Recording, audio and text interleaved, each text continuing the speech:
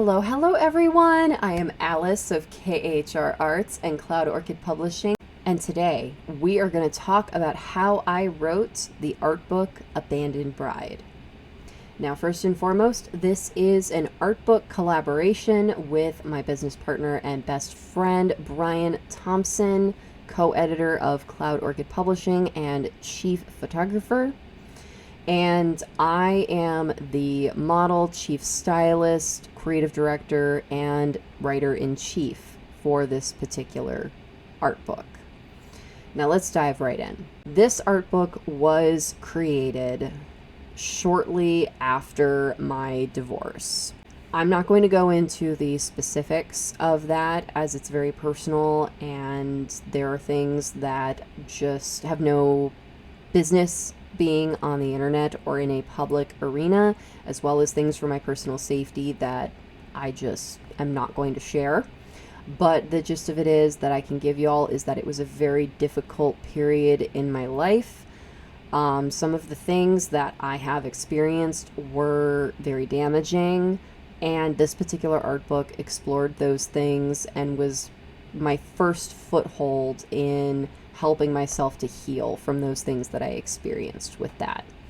So Abandoned Bride is an art book where Bryan and I went to the Ohio Mansfield Reformatory in Mansfield, Ohio.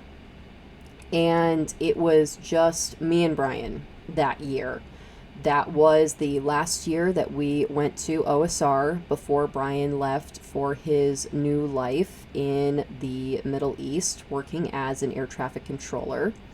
So it was also a very bittersweet project for us in that this was one of the last projects that we did in person together before he left. And he was gone for several years before I even saw him again, before he even visited the States again after that. So we knew that that was coming. We knew that it was going to be a very long time until we saw each other again and we're going to be able to work on projects again, which really added to the melancholy of this particular project. We went to OSR, just the two of us. We did not have our big crew with us due to the circumstances. We wanted this to be a special, just us project.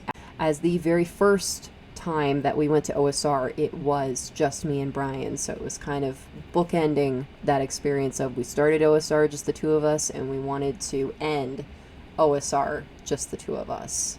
This particular project is definitely a me project. It was my vision and Bryan helped me to create that vision. We went to OSR with various wardrobe collections that were to look like different kinds of brides. So all of the wardrobe is all in white, and many of them are quite fanciful and extravagant. Some of them are more traditional, but all of it was to invoke this sense of having those ideals of marriage being abandoned and broken. So it's all of these fanciful, beautiful white outfits in this very decrepit, broken, abandoned place. And so that just juxtaposition combined with the very raw and emotional modeling that I did in those outfits in that place are really what solidified the theme of this particular art book.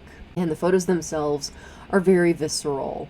There is a lot of raw emotion in them, and you can feel the despair looking at these images. They're very powerful. I was not mentally well during the time period that I created these, so all of the emotion depicted in these images is 100% authentic. I did not have to try very hard when I was modeling for this particular photo story.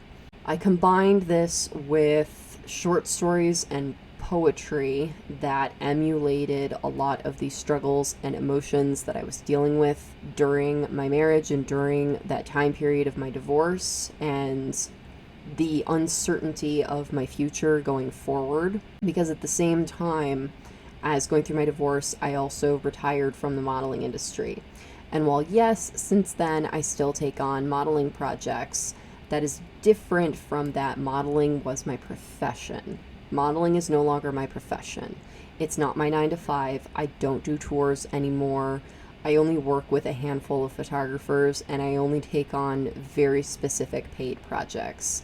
Whereas back in the day, that was my daily life 7 days a week. That's basically all I did, was going out and doing photo shoots and fashion shows and things like that. So it was also the end of that particular era, and really feeling like a ship lost at sea, that I didn't really know what I was going to do with myself and what to do next.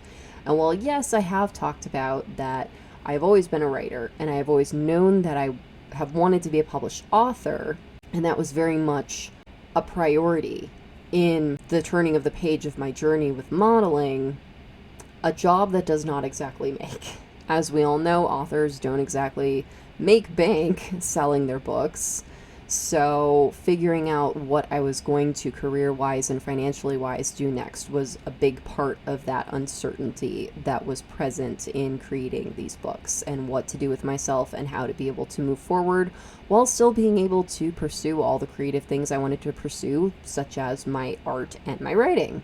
And with that writing, these poems and short stories are also very intimate looks into my internal thoughts and feelings, and I even went so far as to include a few choice journal entries from some of those struggles that I personally dealt with, and they are very eye-opening to some of the things that I went through, as well as just really encompassing that raw emotion that is present throughout this art book. As I tell people, this art book is not for the faint of heart. It's certainly not a cheery affair to read. It is very visceral. It is full of anger and hurt and despair, and that is the point of it. That if you are looking for something that really encapsulates the human experience, and showing the human experience with no frills and no sugarcoating, this is definitely the book for you. In that, while the images are stunning and the wardrobe is gorgeous, as I said, the juxtaposition of the emotion and the location of these images shows just how scary and ugly some of these circumstances can truly be in people's lives.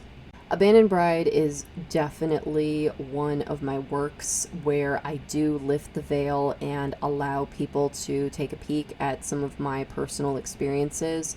I am guarded about what I share about myself and my personal experiences, and for good reason. But I do use writing and these art books as a bit of an outlet to share those little peeks into my personal life and my personal experiences, and this definitely gives a much broader view of those experiences than in my other books where things are simply alluded to, whereas this one is very much on display with no apology and nothing to hide. I will say that this process of creating this art book was very cathartic and therapeutic for me. I'm very glad that I created this particular project.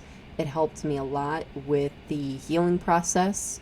It helped me to have a physical, tangible thing to be able to point to that, yes, this did exist in this point in time, that I am not, well, I am crazy, but not that kind of crazy. That idea of that, yes, these events really did happen.